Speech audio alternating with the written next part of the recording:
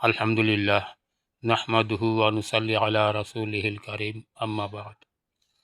মুহতারাম বিজ্ঞ বিশেষজ্ঞ ভাই বন্ধু এবং বোনগণ,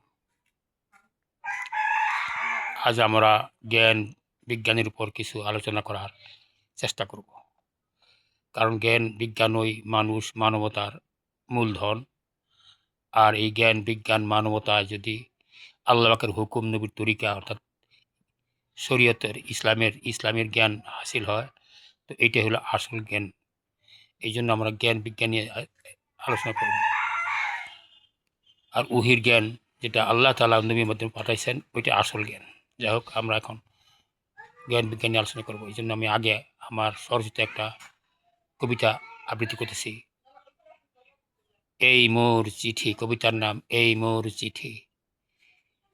এই মোর চিঠি জ্ঞান চাই খাঁটি, লিখেনু তোমার তরে।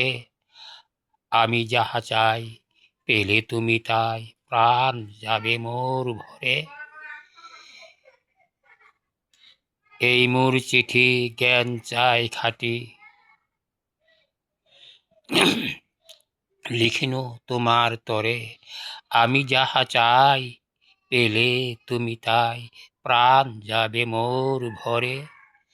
পেলে তুমি হাতে দৃষ্টি ছোঁয়াতে, বুলায়ে প্রাণে নিও মোর জীবনের আশা। দিয়ে তুমি ভাষা সবার কানে দিও, মোর জীবনের আশা পেয়ে তুমি ভাষা সবার কানে দিও। আলহামদুলিল্লাহ। ছোট্ট কবিতাটি উদ্দেশ্য হলো, মানুষ বা আমি প্রত্যেকেরই কিছু দিলে দিলে চাহাত থাকে, আশা থাকে। আমার দিলের আশা হলো সত্য সঠিক জ্ঞান অর্জন করা। এটা আমি যেন অর্জন করতে পারি ও সবাই যেন সত্য সঠিক জ্ঞান অর্জন করে নিজের জীবনকে সাফল্যমণ্ডিত করে তুলতে পারে, এটাই আমার উদ্দেশ্য। আর এই উদ্দেশ্যে আমার লেখা এই মোর চিঠি জ্ঞান চাই খাঁটি, লিখনু তোমার তরে। এই জন্য জ্ঞান খাঁটি হলে মানুষ এরকম ধোঁকা থেকে, তারপরে মানুষ এরকম যে কোনো ক্ষতি থেকে বাঁচতে পারে। এই জন্য জ্ঞান হলে আসল। কিন্তু আমরা দেখি বিভিন্নভাবে বিজ্ঞান দর্শনে অনেক বিষয় আছে যেটা খাঁটি জ্ঞান নয়, বরং এই জ্ঞানের ভিতরে যুক্তি জ্ঞান অথবা এরকম জ্ঞান যার ভুল মিশ্রিত জ্ঞান। এই ভুলভাবে জানলে মানুষ ক্ষতিগ্রস্ত হয়। আর জানা যদি সঠিক হয় তাহলে ঠিক আছে, চুপ করবে থাকো। এই জন্য ভাই, জানা বিষয়টা ভালোভাবে জানতে হবে এবং সঠিকভাবে জানতে হবে। ভুল জানা দ্বারা ক্ষতি হয়, এই জন্য ভুলভাবে জানবো না। আলহামদুলিল্লাহ। এই জন্য আমি একটা বিজ্ঞান নিয়ে আলোচনা করি। এটা আপনারা সবাই জানেন, আমি মোহাম্মদ আফসার আলী। হ্যাঁ, বেশ কিছুদিন আগে জ্বালানিবিহীন অর্থাৎ তাপ শক্তি ছাড়া, ডিজেল পেট্রোল ছাড়া বা বিদ্যুৎ ছাড়া শুধুমাত্র জ্বরের গতি জড়তা এবং স্থির মুখোমুখি দুইটি বলকে একই দিকে নির্দিষ্টভাবে নিয়ন্ত্রণ করে পর্যায়ক্রমে গতি এবং স্থিতি এই ধর্মীয় রূপান্তর করলে স্বয়ংক্রিয় যান্ত্রিক উৎপন্ন হবে, এরকম একটা সূত্র আবিষ্কার করেছি। এবং এইটা গবেষণার দ্বারা এতটুকু বুঝতে হয়েছে যে কোনো ইঞ্জিন থেকে, তাপ ইঞ্জিন অর্থাৎ ডিজেল ইঞ্জিন, পেট্রোল ইঞ্জিন, বাষ্প ইঞ্জিন, যে কোনো ইঞ্জিন থেকে এই ইঞ্জিন শক্তিশালী হওয়ার সম্ভাবনা বেশি এবং এতে কোনো প্রকার অর্থাৎ উপরি প্রয়োজন বা খরচ লাগবে না। শুধুমাত্র বিনা খরচে বায়ুকে ব্যবহার করে নিত্য উৎপাদন করা সম্ভব। এটা করতে গিয়ে আমি এমন কিছু বিষয়ের ভিতরে এমন কিছু বিষয় নিয়ে আটকে যাই যেটা বিজ্ঞানের বিভিন্ন পদার্থবিদ্যার বা যন্ত্র প্রকৌশলী যারা অভিজ্ঞ তারা বলে মহাকর্ষ বল এবং বায়ুচাপ যেখানে ক্রিয়াশীল সেখানে আপনার এই গবেষণা কার্যকর হবে না। এই জন্য আমি মহাকর্ষ বল, বায়ুমণ্ডলীয় চাপ এ নিয়ে গবেষণা শুরু করি। আমার গবেষণায় দেখা যায় মহাকর্ষ বল বা বিজ্ঞানী নিউটনের অভিকর্ষ বল এটা একটা কাল্পনিক বিষয়, এটা বাস্তব নহে। এটা সম্পূর্ণটাই কাল্পনিক এবং ভুল, অর্থাৎ এটা একটা ভুল বিশ্বাস। মহাবিশ্বে এরকম অভিকর্ষ বলে বা মহাকর্ষ বল বলে কোনো বল নাই। এবং বায়ুমণ্ডলের চাপ বলছে একটি বর্গ সেন্টিমিটার 10 নিউটন বা 1 কেজি ওজনের সমান। এইটাও একটা, যদিও বিজ্ঞানী তেরেলিসি বায়ু পারদ চাপ যন্ত্রের দ্বারা বুঝাইছেন যে প্রতি বর্গ সেন্টিমিটার বায়ুর চাপ প্রায় 10 নিউটন বা 1 কেজি ওজনের সমান। এইটা যদিও যন্ত্রে এটা দেখা যায়, কিন্তু বর্ণনা ওনার ভুল। চাপ কে দেয় এটা উনি বর্ণনা করছেন, চাপ দেয় পারস্তম্ভ, উনি বুঝাইছেন চাপ দেয় বায়ু। যাই এটা তর্কের বিষয় না, এটা আমি পরে বিস্তারিত আলোচনা করব। আসলে বায়ু হচ্ছে প্রতি বর্গ সেন্টিমিটারে 10 নিউটন নয়, বরং 10 নিউটন দূরগত 1 মিলিগ্রাম হয় কিনা সন্দেহ। প্রতি বর্গ সেন্টিমিটারে বায়ুর প্রতি বর্গ সেন্টিমিটার বায়ুর ভর যত, প্রতি বর্গ সেন্টিমিটার বায়ুর ভর যত, প্রতি বর্গ সেন্টিমিটার বায়ুর চাপও তত। আর চাপ তো দুই ধরনের, একটা হলো ভরজনিত চাপ, একটা হলো ভরবেগজনিত চাপ বা বাহ্যিক বল প্রকৃত চাপ। এই জন্য বায়ু যখন স্বাভাবিক থাকে, অর্থাৎ সমুদ্রের সমতলে 0 ডিগ্রি সেন্টিগ্রেড উষ্ণতা 45 অক্ষাংশে বায়ু স্বাভাবিক থাকে।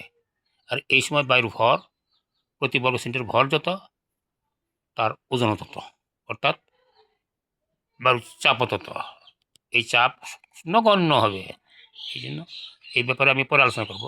এখন এইগুলো আলোচনা করছি, আমি দেখছি আসল বিষয় হলো কি, প্রত্যেক জিনিসের ভিত্তি থাকা দরকার। এই ভিত্তি সারা কথা হওয়াতে এই বিজ্ঞানের ভিতরে এরকম হইতেছে, মানে এক বিজ্ঞান যেটা বাস্তব বলতেছে, অন্য বিজ্ঞানী আসে সেটাকে অবাস্তব মনে করতেছে।